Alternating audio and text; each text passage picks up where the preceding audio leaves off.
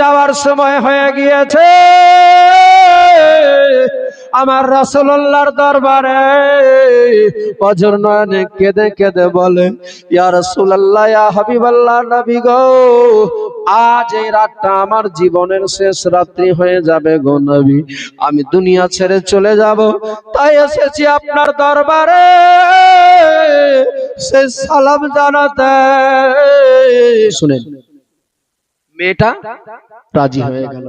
আব্বা, আব্বা গো, ও মা, তোমরা কেউ না বলো না, আমার 7 দিন পরে বিধবা হওয়া লাগবে তো, বিধবা হতে হবে তো, আমি রাজি আছি। রাসূলুল্লাহর সাহাবী এসেছে, যেন ফেরত না যায় আমাদের দরবার থেকে। আব্বা তুমি রাজি হয়ে যাও, মা তুমি রাজি হয়ে যাও। মারে, কার মা চাই, কার বাবা চাই যে আমার মেয়েটা 7 দিন বিবাহ হওয়ার পরেই বিধবা হয়ে যাবে? বলে, মা বাবা পৃথিবীর কেউ চাইনি, কিন্তু তোমাদেরকে ভিন্ন হয়ে দেখাতে হবে পৃথিবীর মানুষকে মুহাব্বতে রাসূল ছিল কেমন অন্তরে, ভালোবাসা কি ছিল নবীর অন্তরে, যে নবী বলেছে 7 দিন পরে মৃত্যু হবে, তাতেও রাজি হয়ে গিয়েছে। সুবহানাল্লাহ, সুবহানাল্লাহ। দিবে তো? হ্যাঁ দিব। ও আলী, আমি রাজি আছি, দেখো আমার মেয়েটাও রাজি হয়ে গিয়েছে, রাসূলুল্লাহর দরবারে জানাও প্রস্তাব। আমার নবীজির দরবারে গেলেন বিয়ের প্রস্তাব নিয়ে। মওলা আলী বলে, ইয়া রাসূলুল্লাহ, ইয়া হাবিবাল্লাহ, নবী গো, আপনার এক সাহাবী রাজি হয়ে গিয়েছে, তিনি নিজের মেয়েকে দিতে চাই বেলালের সাথে বিয়ে দিতে। বলুন সুবহানাল্লাহ। বিয়ে হয়ে গেল। এ বাবারা, আমার ভাইরা, আমার বাবাজি ভাইরা, বেলালের বিয়ে হয়ে গেল। অনেক লম্বা ঘটনা, শর্ট করে দিলাম বাবারে। বিয়ে হয়ে গেল। বিয়ে হয়ে যাওয়ার পরে দেখতে দেখতে কয়েকটা দিন চলে গেল। 7টা দিনের রাত্রি চলে আসলো। কয়দিন? 7টা দিনের রাত্রি চলে আসলো বাবারে। বেলালের এবার যাওয়ার সময় হয়ে গিয়েছে। আমার রাসূল বলে দিয়েছে, বেলাল তুমি 7 দিন পরে দুনিয়া ছেড়ে দিবে। আমার নবী বলে দিয়েছে, যার ফলে বেলাল মনে বড় ইয়াকিন করে নিয়েছে যে আমার 7 দিন পরে দুনিয়া ছেড়ে চলে যেতে হবে। আমার নবী বলে দিয়েছে, কারণ আমার নবী যেখানে বলে দিয়েছে সেই জায়গাতে আর কোনো স্কোপ চলবে না, কোনো বাহানা চলবে না। কারণ সূর্য পশ্চিম দিকে ডুবে, যদি ওই সূর্যটা পূর্ব দিকে ডুবতে পারে, যে সূর্যটা পূর্ব দিকে ওঠে, ওই সূর্যটা যদি পূর্ব পশ্চিম দিকে উঠে তাও হতে পারে, কিন্তু আমার নবী যা বলে দিয়েছে তা চেঞ্জ হতে পারে না। এই বেলালের যাওয়ার সময় হয়ে গিয়েছে। আমার রাসূলুল্লাহর দরবারে অঝর নয়নে কেঁদে কেঁদে বলে, ইয়া রাসূলুল্লাহ, ইয়া হাবিবাল্লাহ, নবী গো, আজ এই রাতটা আমার জীবনের শেষ রাত্রি হয়ে যাবে গো নবী, আমি দুনিয়া ছেড়ে চলে যাব, তাই এসেছি আপনার দরবারে সে সালাম জানাতে। ইয়া রাসূলুল্লাহ, ইয়া হাবিবাল্লাহ, আপনার গোলামটাকে আপনি দয়া করে একটু ক্ষমা করে দেন। আবার মায়ার নবী, দয়ার নবীর চোখ দিয়ে টস টস করে পানি বয়ে যায় বাবারে। ও আমার মায়েরা, মন দিয়ে শুনেন, মন দিয়ে শুনেন, বেলালের মন সেই সময় কেমন হয়েছিল পৃথিবীতে কেউ মানুষ জানে না, বুঝতে পারে না। কখন আমার মৃত্যু হয়ে যাবে, কখন আমার দুনিয়া ছেড়ে চলে যেতে হবে, কখন আমার কাছে মালাকুল মউত চলে আসবে, আমরা পৃথিবীর মানুষ কেউ জানতে পারি না বাবারে। কিন্তু বেলালকে আমার নবী আগেই বলে দিয়েছে, বেলাল তোমার 7 নম্বর রাত্রিতে জীবনের শেষ রাত্রি হবে, আর সেই দিনে আমার রাসূলুল্লাহর দরবার থেকে সালাম জানিয়ে বিদায় হবে। আমার নবীজির সাহাবা একরাম বেলালের দিকে সবাই তাকাচ্ছে, আর সবার চোখে পানি। আমার নবী বলে, ও আমার সাহাবারা, কেঁদে লাভ হবে না, কান্না করে লাভ হবে না। আমার আল্লাহ তাআলা আমার পৃষ্ঠে লিখে দিয়েছে, কিন্তু তোমরা জানো যারা যা আমার আল্লাহ লিখে দেয় সেটাই ঘটবে। কিন্তু দেখেন বাবারে, আমার আল্লাহ তাআলা তার অদৃষ্টে লেখাকে কেমন করে পরিবর্তন করে দেয়। সুবহানাল্লাহ। এই বেলালে হাবশি রাসূলুল্লাহর দরবার থেকে সালাম জানিয়ে চোখ দিয়ে টস টস করে পানি বয়ে যায় রে বাবা রে। ওই চোখ ভরা পানি নিয়ে বেরিয়ে গেলেন রাসূলুল্লাহর দরবার থেকে, বাড়ির দিকে অগ্রসর হলো। বাড়িতে শটে বনি বাবারে, বাড়ি চলে গেল। দরওয়াজায় আওয়াজ দিল, বিবি রে খোল। বিবি তাড়াতাড়ি করে দরওয়াজা খুলে দে। দরওয়াজা খুলে দিল। দরওয়াজা খোলার সাথে সাথে দেখতে পাওয়া যায় বেলাল নিজের স্ত্রীর দিকে তাকিয়ে তাকিয়ে দেখে। ওই বেলালের স্ত্রী সালাম জানায় নিজের স্বামীকে। সালাম জানিয়ে বলে, স্বামী গো, এ বাবারা, ও আমার মায়েরা, ওই মেয়েটা হযরতে বেলালে হাবশির নিকটে সালাম জানিয়ে বলে, স্বামী গো, ওগো আমার স্বামী,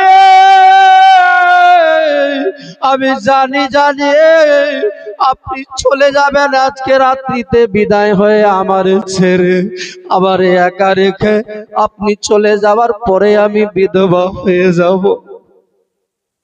পৃথিবীর মানুষ মদিনার মতো জায়গাতে সবাই বলবে এই মেয়েটার 7 দিন বিয়ে হওয়ার পরে এই মেয়েটা বিধবা হয়ে গেল। ওগো স্বামী, আমি তাতে দুঃখিত নাই, আমি বড় খুশি। তবে স্বামী গো, মনটা আমার চাই আপনার বড় খিদমত করতে। আমি পারলাম না থাকতে বেশি দিন, আপনার নিকটে খিদমত করতে পেলাম না। তবে স্বামী, একটাই আমার আবদার আপনার কাছে বলবো। ওগো স্বামী, বলেন কিছু, আমার নিকটে কিছু চান যেন আপনার খিদমত করতে পারি। এ মুসলমান বাবা ভাইরা, গভীর রাত্রি হয়েছে। সেই সময় হযরতে বেলাল হাবশি বলে, বিবি রে, রাত্রি হয়ে গেল রে বিবি, আর কি চাইবো তোমার কাছে? তবে আমার মন চাই বিবি রে, তুমি যদি পারতে আজকে আমারে রুটি কি তৈরি করে আমারে খাওয়াবে। বেলালে হাবশি রাদিয়াল্লাহু তাআলা আনহুকে যেমনি বলেছে, বলার সাথে সাথে বলে, স্বামী গো, আপনি বলেছেন আমি কি পারবো না, এটা কি করে হয়? ওগো স্বামী গো, আমি রুটি তৈরি করি।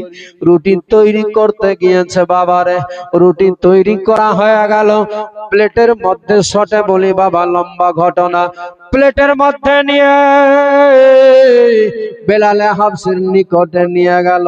বিসমিল্লাহ বলে বেলালে হাবশি খেতে যাবে, দরওয়াজায় টক করে আওয়াজ দিয়ে দিল, ও আল্লাহর বান্দারা, কেউ আছো ভিতরে? একটু দরওয়াজা খোলা যাবে? বেলালে হাবশির কানে আওয়াজ চলে আসলো, বলে, বিবি রে, দরওয়াজাটা খুলে দেখে এসেছে। যেমনি দরওয়াজা খুলেছে, দেখতে পাওয়া যায় একটা দরবেশ, একটা ফকির সওয়ালি এসেছে। বলে, মা রে, গত কয়েকদিন হয়ে গেল আমার পেটে দানা নাই, পানি নেই। এই মদিনার বাজারে কত জনের দরবারে গেলাম রে মারে, কেউ আমার দেয় নাই, কেউ দেয় নাই, খাবার কেউ দিল না, ফেরত করে দিল।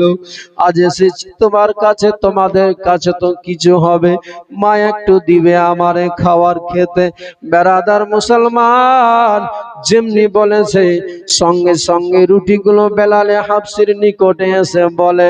বেলাল বলে, বিবি রে, নিজে না খেয়ে অপরকে খাওয়ালে আমার আল্লাহ বেশি রাজি হবে। নিয়ে যা বিবি রে, নিয়ে যা। ওই ফকিরটা, ওই সাওয়ালিটা জানি না কতক্ষণ ধরে, কয়দিন ধরে না খেয়ে আছে, আমার আল্লাহ ভালো জানে। তারে একটু খাবারটা দিয়ে দে। রুটিটা নিয়ে গিয়েছে, আর যেমনি রুটিটা দিল বাবারে, বেলালে হাফসির স্ত্রীর চোখ দিয়ে যেন টস টস করে পানি বয়ে যায়। ওই সাওয়ালি বলে, আল্লাহর বান্দি মারে, তোমার চোখে পানি নে মা, তোমার রুটিগুলো ফেরত নিয়ে নে। হয়তো তুমি আমারে দিলে যার ফলে তোমার চোখে পানি, তুমি কান্না করছো এমনি। বলে, ওগো আল্লাহর বান্দা, বাবা গো, আসলে আমি সেই জন্য কাঁদছি না, আসলে আমি একটা কারণে কাঁদছি। আমার স্বামীর বিয়ে হওয়া মাত্র 7টা দিন হয়েছে, এই স্বামীটা এখন দুনিয়া ছেড়ে চলে যাবে। আমার নবী বলে দিয়েছে আজকে এই রাতটা তার জীবনের শেষ রাত হবে, যার জন্যই আমি কাঁদছি গো স্বামী।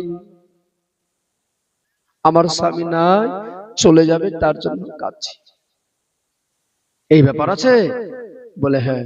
মা যাও, তুমি ভিতরে যাও, তুমি ভিতরে যাও। এই রুটিগুলো নিয়ে এই ফকির খাচ্ছে না, শুধু ছিঁড়ে কি করছে? জোরে বলেন। ছিঁড়ছে আর হাতে লাড়ছে, নাড়াচাড়া করছে। বাস হয়ে গেল, শুধু লাড়ছে। নেড়ে মালাকুল মউতের আসার সময় হয়ে গেল।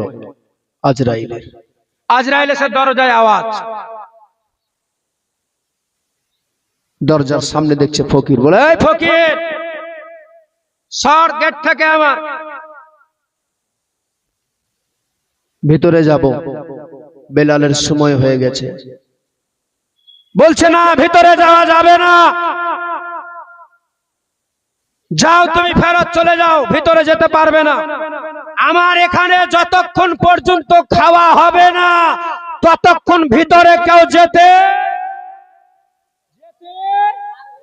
পারবে না। মালাকুল মউত বলছে, কোন হ্যান্ডটার লোকের পাল্লায় পড়লাম রে বাবা। মালাকুল মউত সঙ্গে সঙ্গে খোদার দরবারে, রব্বুল আলামিন, তোমার এমন বান্দা একটা আছে বেলালের দরওয়াজার সামনে, সে যেতে দিবে না যতক্ষণ খাওয়া হবে না। বলে, ও মালাকুল মউত, তুমি জানো না সে আমার প্রিয় বান্দা আছে, সে যা চাইবে তুমি খুশি মনে বলবে আমার আল্লাহ, আমি আল্লাহ তার উপরে রাজি হয়ে যাব। সুবহানাল্লাহ, জোরে বলতে হবে সুবহানাল্লাহ। মালাকুল মউত এবার ফিরে আসছে, ফিরে এসে বলছে, ও ফকির, তুমি সরো। বলছে, না, সরা যাবে না। কেন? বলে, খাওয়া হবে তবে না সরব। বলে, খাবি তো খা, সাইডে খা, তবে তুমি কি চাও বলো তার জন্য। বলছে, আমি চাই তার জন্য এই রুটি 7টা টুকরা হয়েছে, 70 বছর তার হায়াত লাগবে। সুবহানাল্লাহ সুবহানাল্লাহ বলতে হবে। সুবহানাল্লাহ। 7 দিনটার টাইম আমি বলতে চাই, আমার মহান আল্লাহ যেন তার হায়াত আরো 70 বছর দান করে, তবে আমি সর্ব নচেত সর্ব। মালাকুল মউত বলে, আমার আল্লাহ তাই তো বলেছে, যা চাইবে আমি আল্লাহ তাই দিয়ে দিব। সেই ফকির কে ছিল বলবো আপনাদের মাঝে। সে ফকির এমন ছিল যার ভালোবাসাতে, যার মহব্বতে আল্লাহর আরশে আজিমে দোয়া কবুল মুহূর্তে হয়ে গিয়েছে। সেই ফকিরটা কে ছিল বলবো আপনাদের মাঝে। তার আগে দেখবো 5টা মর্দে মুজাহিদ, সেই নবীর আশিক প্রেমিক, নিজের বাবার নামে, নিজের মা বাবার জন্য মর্দে মুজাহিদ 5টা আল্লাহর বান্দাকে শুধু দেখবো। আমি এতক্ষণ ধরে অনেক দান দিয়েছে, আমি 1000টা টাকা করে দেখতে চাই, হবে না বাবা? মাশাআল্লাহ, দেখেন তো দেখি ভাই।